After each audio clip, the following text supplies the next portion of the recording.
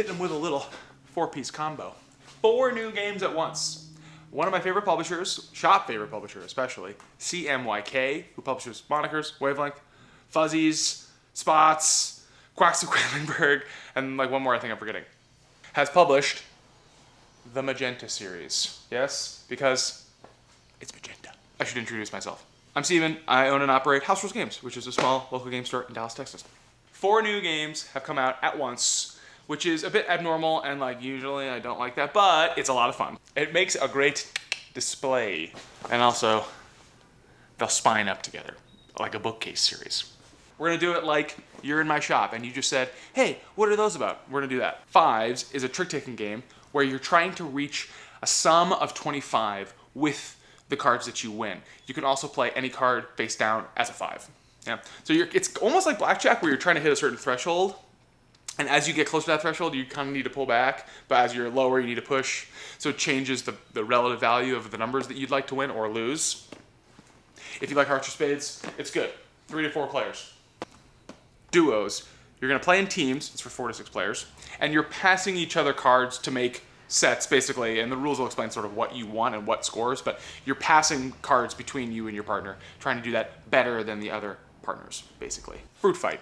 This is from famed designer Reiner Knizia, and it's sort of a push your luck game, also sort of in the vein of a blackjack where you're pushing your luck up to a certain point and you don't want to bust, so you're drawing fruit cards. And if you push your luck and draw a fruit card that other players are about to score, you actually get to steal, which is obviously a huge swing.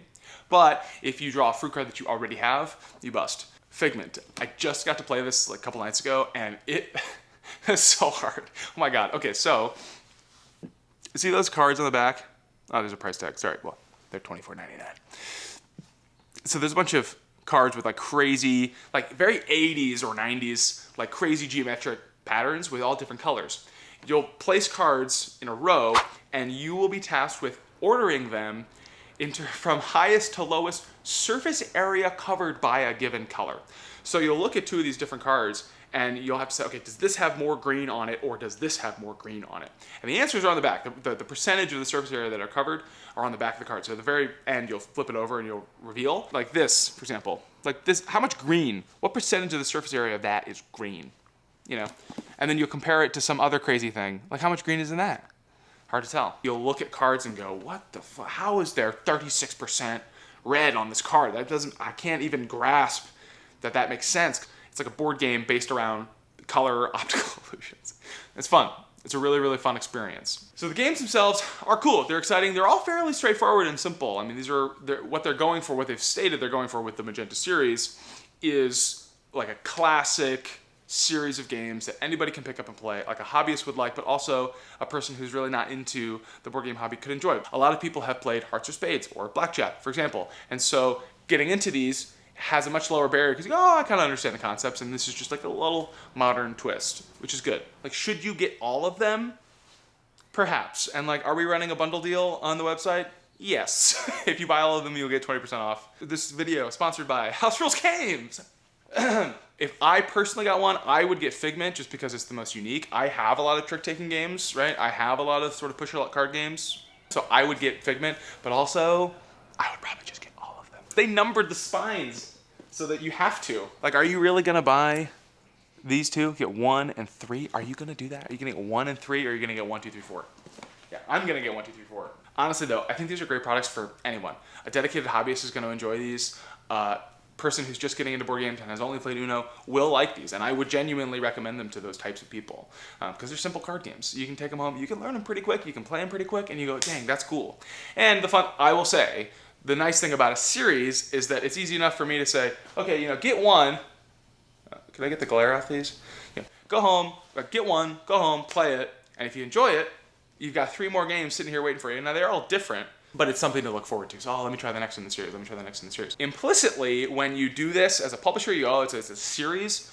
We kind of infer that there will be more in the series. Will there be a 5th Magenta box, a 6th Magenta box, and so on? And so that's exciting from a product line perspective, because then once you're in, and then they announce the new one, it's like, yep, I want the new one. Yep, I want the new one. I've experienced this product, and I've really enjoyed it. It's beautiful. The games are fun. And now I'm in. You've won my trust, And with this series, with this product, with your design ethos, etc., with your production quality, and now I'm in for the future. And so that excites me as a game store owner of like, if they continue to support the series, and then we can have a big display of everything. That sounds great. I mean, that sounds amazing. All that's to say, game store owner, I'm a little hesitant about like releasing 4 at once, but like it's fine. I'm excited for the future support for the line if they continue it. And also, I think they're beautiful. The price point's pretty good. And as a gamer, they're fun. They're classic card games. I love trick-taking games, so I'm always going to like a game like Fives. Figment, I'm the most excited about just because it's so kooky and absolutely broke my brain. I was like, I could not grasp the colors. It was really fun. It was totally twisting me into knots, I will say. I've played bridge lots of times, and I like team games, so duos is sort of, I was bound to like duos. And Fruit Fight's okay. It's fine. It's fun. It's a light little romp. You'll enjoy it like 2 or 3 times, and then be like, okay, cool, we get it. Probably what I'll do is I'll play it 2 or 3 times, have fun with it, and then give it to somebody else, and just it'll have a little journey. You know, give it to the next guy, and give it to the next guy, etc. So, anyways, those are my thoughts about the Magenta series.